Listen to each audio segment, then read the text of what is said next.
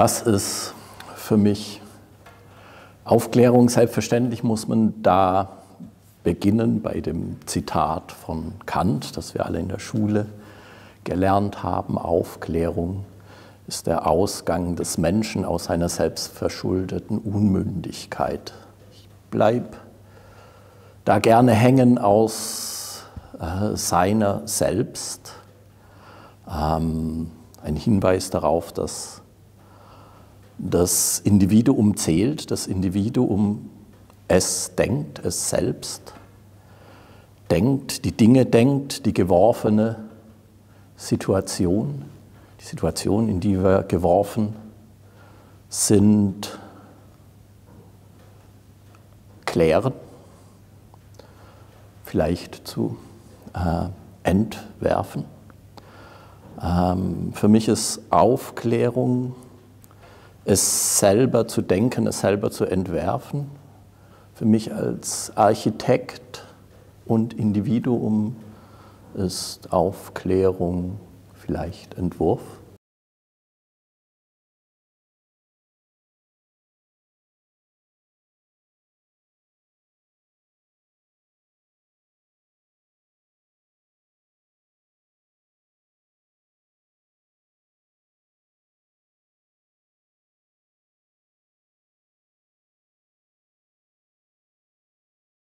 Die Frage, ob die Klassik heute in der Architektur wieder aktuell ist, ist natürlich davon abhängig, wie man Klassik definiert. Ich würde es mal versuchen mit einer sehr weiten Definition.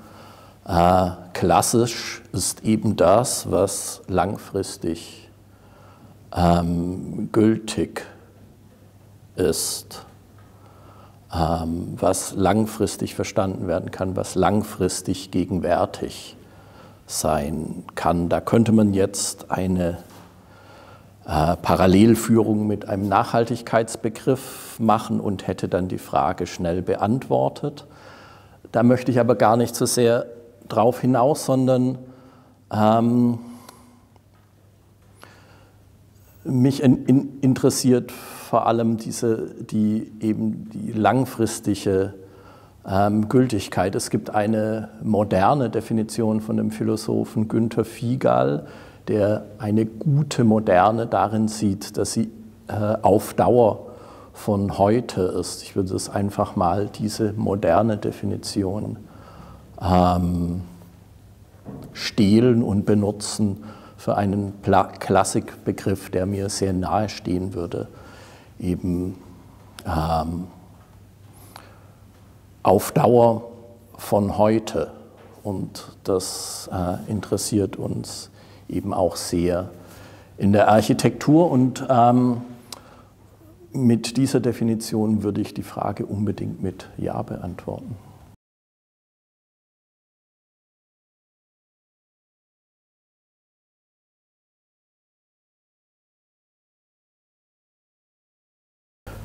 Bezieht man sich auf Schinkel, bezieht man sich auf Rom, bezieht man sich auf Athen? Man könnte sagen, das eine tun und das andere nicht lassen. Interessant ist ja die Frage, was dieses Beziehen darauf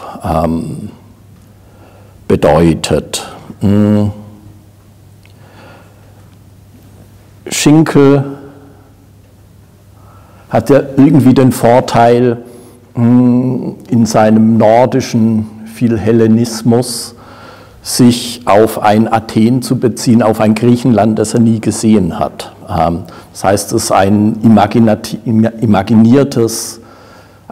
imaginierte, ideale oder möglichst gute Gegenwart, die er dann versucht anzuwenden auf seine entwerferische Gegenwart. Das Gemälde Blick in Griechenlands Blüte zeigt ja das fragmentierte Gebäude in arkadischer Landschaft nicht als Ruine, sondern als Bauwerk im Werden, als Baustelle.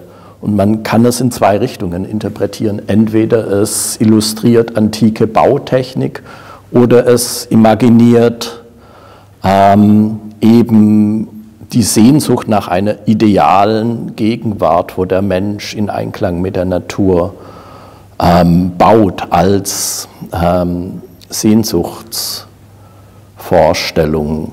Und das ist eben, finde ich, bei Schinkel sehr interessant zu sehen, dass er die Antike nicht irgendwie zitiert, sondern im Sinne vielleicht der Aufklärung sich zu eigen macht und selber denkt und eben ganz auf die Gegenwart ausgerichtet ist. Ja auch noch anders als vielleicht sein Vorgänger Gili, der mit dem Bezug auf die französische Revolutionsarchitektur irgendwie auch die Selbstversicherung in der Hinwendung zu den Toten oder zu der Vergangenheit findet. Bei Schinkel ist es, empfinde ich, eine große Hinwendung zur Gegenwart der im Moment lebenden Individuen und darin auch eine große Qualität seiner Architektur und Menschlichkeit. Und das ist etwas, was mich, glaube ich, sehr interessiert, auch wenn ich Rom oder Athen besuche und dort die Antiken anschaue, bin ich vielleicht anders als ein Kunsthistoriker oder eine Kunsthistorikerin nicht so sehr zunächst daran interessiert, was die Gegenwart dieser Ruinen oder Bauwerke mir über die Vergangenheit sagen, sondern ich bin interessiert an ihrer unmittelbaren Gegenwärtigkeit in dem physischen Erlebnis. Und insofern ist vielleicht der Bezug zu Athen oder Rom, zur Antike, vielleicht weiter gedacht in einem Schinkelschen Sinne als etwas, was man eben nicht zitiert, sondern sich zu eigen macht, selbst denkt.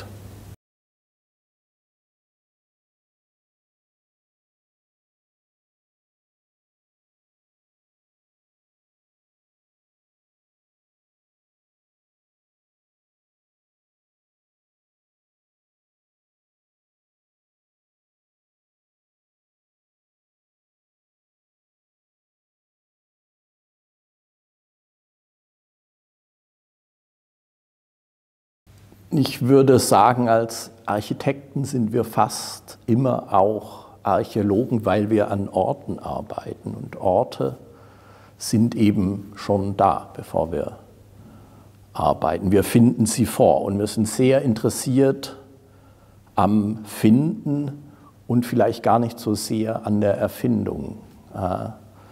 Entwerfen ist für mich auch immer ans Licht bringen, was am Ort verborgen ist. Und das ist natürlich eine archäologische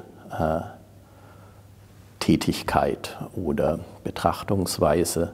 In Athen ist die Situation ja wirklich interessant. Wir haben die antiken Ruinen, dann haben wir nicht die typische europäische Stadt, kein Barock, keine Renaissance, sondern eigentlich erst wieder den Klassizismus, der eben ein sehr von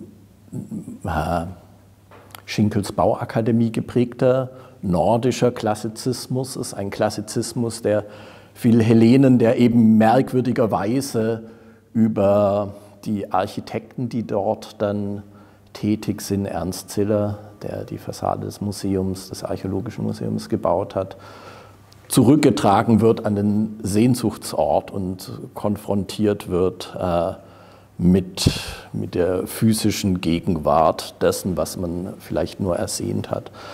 Das heißt, es ist ein dreifach aufgeladener Ort, zum einen wegen der archäologischen Sammlung, die seinesgleichen sucht natürlich, dann aber auch mit dem Bezug vielleicht zur Museumsinsel, zu einem preußischen Sehnen nach einem idealen Griechenland und eben die unmittelbare Gegenwart des Ortes in der modernen, sehr vom 20. Jahrhundert geprägten Stadt. Und dort zu arbeiten ist auf jeden Fall eine archäologische Tätigkeit. Und der Entwurf ist ja auch ein sehr archäologischer. Erstmal, indem er weitgehend mit der Raumhaltigkeit der Erde umgeht. Insofern auch ganz bildhaft oder vielleicht auch in gewisser Weise vordergründig ein archäologisches Museum darstellt, aber eben auch insofern, als er das, was da ist, versucht neu zu verorten. Also eine Architektur, die verharrt in einem Zustand zwischen Topographie und Architektur und eigentlich nur das, was schon da ist, in ein besseres Licht rückt.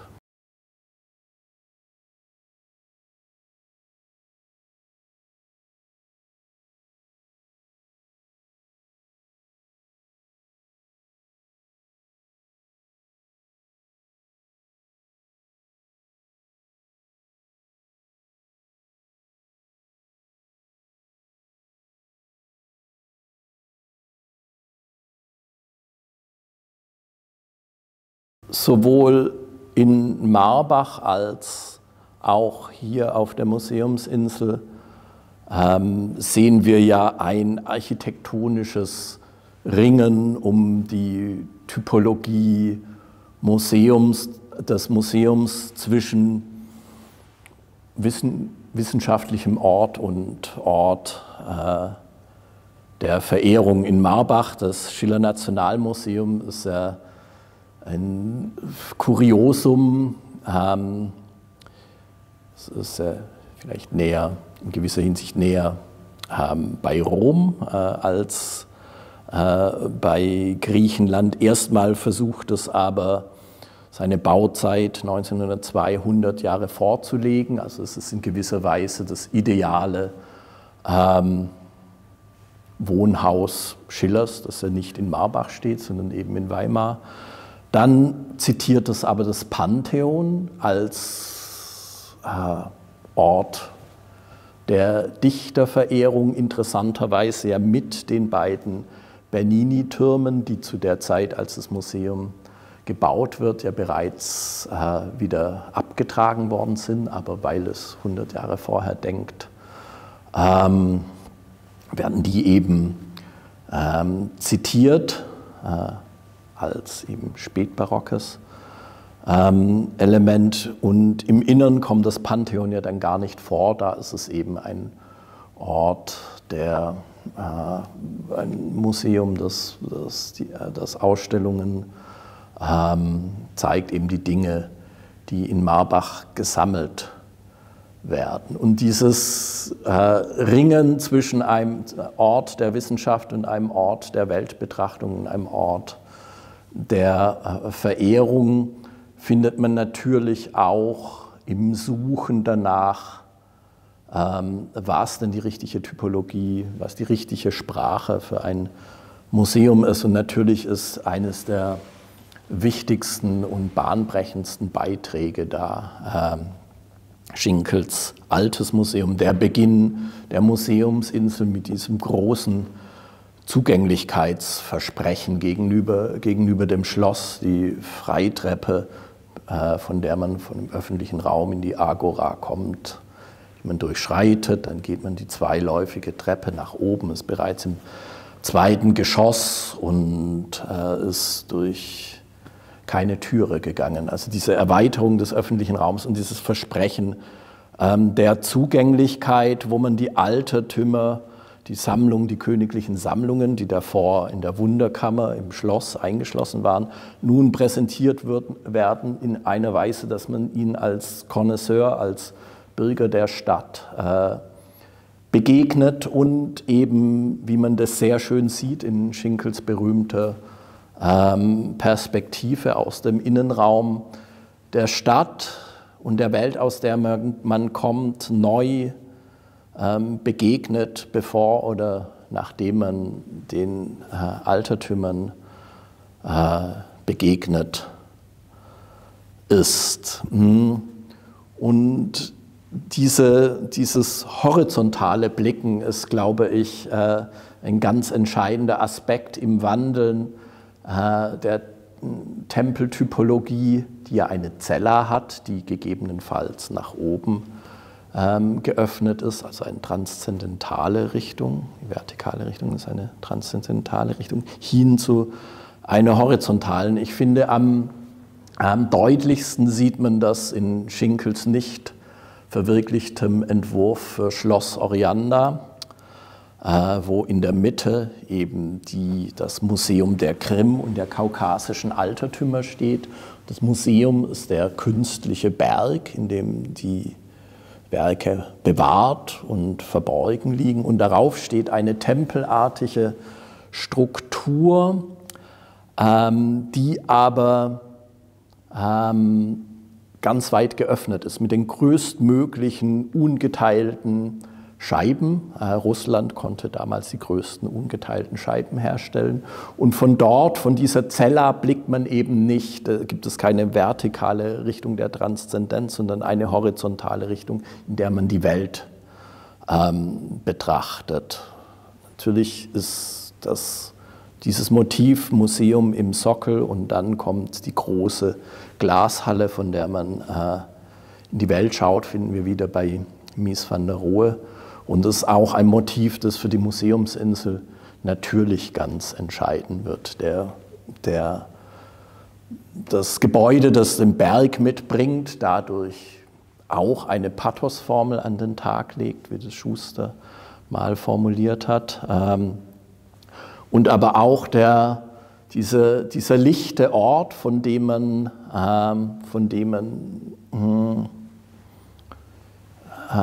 die Stadt, in der man sich befindet, neu betrachtet.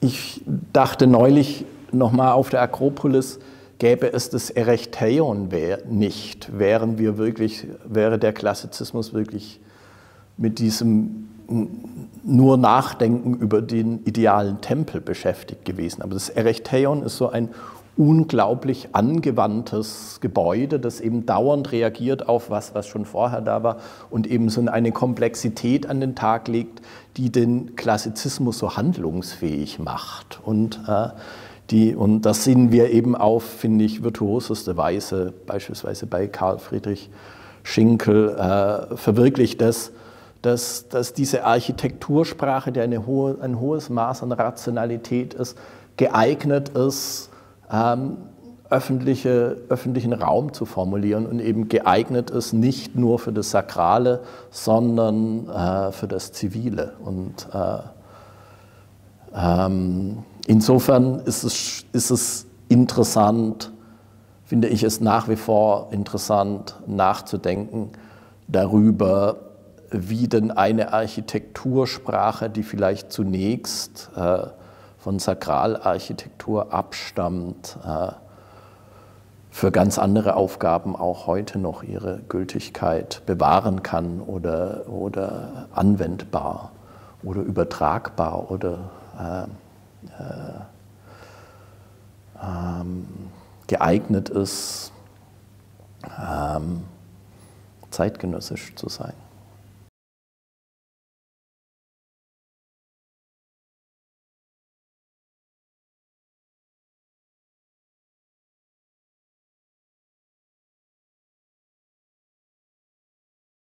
Wir bauen gelegentlich auch Privathäuser. Ich finde, bei Privathäusern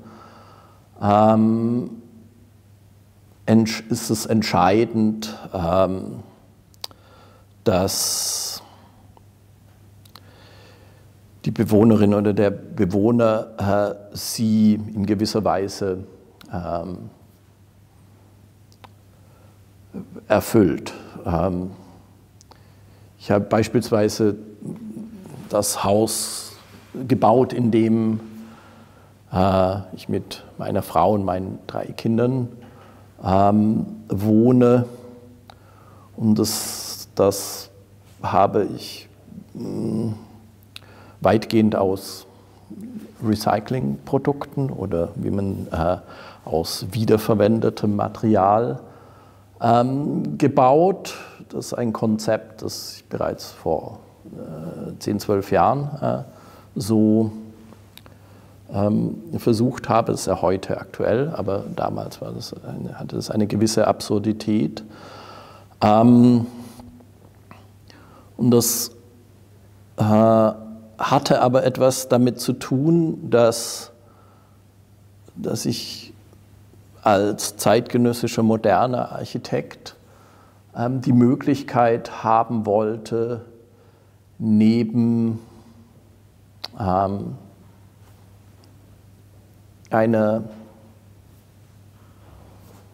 Rationalität in dem Entwurf, das, was Schinkel vielleicht als das Historische oder das Poetische bezeichnet, was irgendwie der reinen Abstraktion, wie Schinkel sagt, entgegensteht oder abgeht, der reinen Abstraktion, die entsteht, wenn man ein Gebäude, wie Schinkel sagt, nur aus der Konstruktion oder dem nächsten trivialen Zweck entwickelt, was dem Gebäude abgeht. Ein gewisses Maß an Freiheit und eben das Historische und das Poetische, was auch immer das sein war. Es war mir aber klar, das möchte ich in meinem Haus haben und es funktioniert gut, wenn man Dinge benutzt, die schon mal woanders waren und die sozusagen eine Geschichte mitbringen, die es auf eine Weise darin inkorporiert. Und das heißt, die bringen etwas mit, was man so vielleicht nicht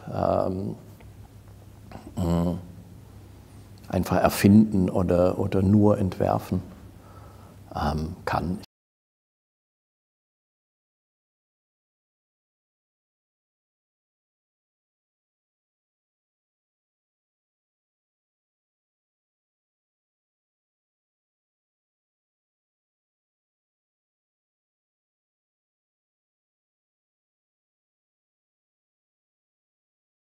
Ich finde es bei Architektur immer schwierig, wenn man zu früh auf eine Bedeutungsebene springt. Was einen mitnimmt bei Architektur, ist das unmittelbare Erlebnis, körperlich vor Ort, dort anwesend zu sein. Ob eine Architektur interessant oder aufregend für mich ist, entscheidet sich dann. Und das ist ein Moment, der eintritt als sehr, wie soll ich sagen, vielfältig sinnfällige Wahrnehmung jenseits einer Bedeutungsebene. Es gibt meistens ein ideologisches Interesse, das versucht, der Architektur ein klares ideologisches Statement zuzusprechen. Das würde ich in Frage stellen, ob die Architektur das so klar kann. Das kann wahrscheinlich Sprache viel besser. Architektur ist vermutlich geeignet, wenn es gelungen ist, ein Statement, das die Architektur angeblich sagen soll, zu etablieren, dieses emotional zu vergrößern. Aber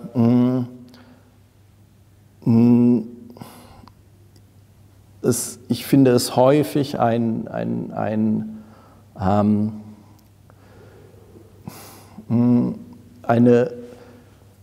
ungeeignetes Mittel, die Qualität der Architektur zu beurteilen, wenn man sie hinsichtlich der ideologischen oder nur hinsichtlich einer ideologischen, auch nachträglichen Aufladung betrachtet. Die funktioniert natürlich und es gibt viele historische Fälle, aber man muss da vorsichtig sein. Also es gibt ja auch da Verwirrungen. Sie sprachen über das Bauhaus, das irgendwie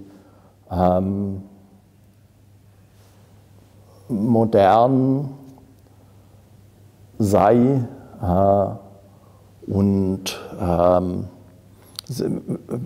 ich finde beispielsweise Mies linkster Entwurf ist ja das Denkmal für Rosa Luxemburg, das eben nicht eigentlich modern ist, sondern expressionistisch. Oder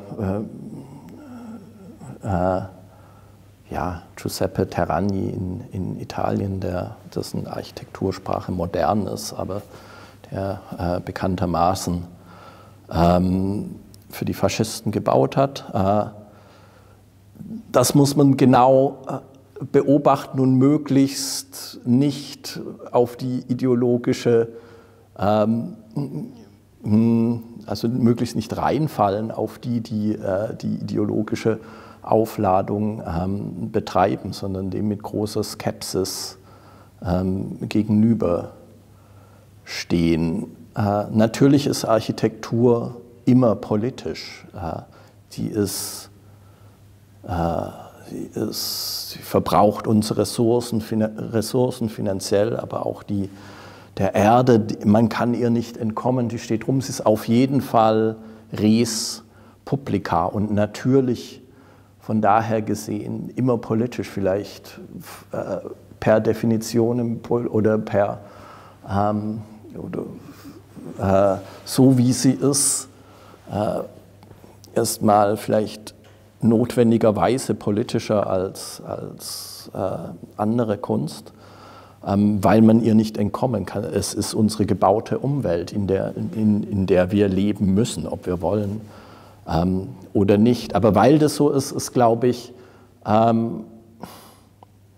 man zu Recht diese Kulturtechnik Architektur entwickelt, die eben ihre eigene Regelhaftigkeit hat und ihre eigene Wahrnehmungsebene und bei der man möglichst lange bleiben soll, wenn man, glaube ich, der Architektur gerecht werden möchte. Es ist ein leichtes Ausweichen gegenüber der Frage, aber vielleicht lasse ich das jetzt mal so stehen.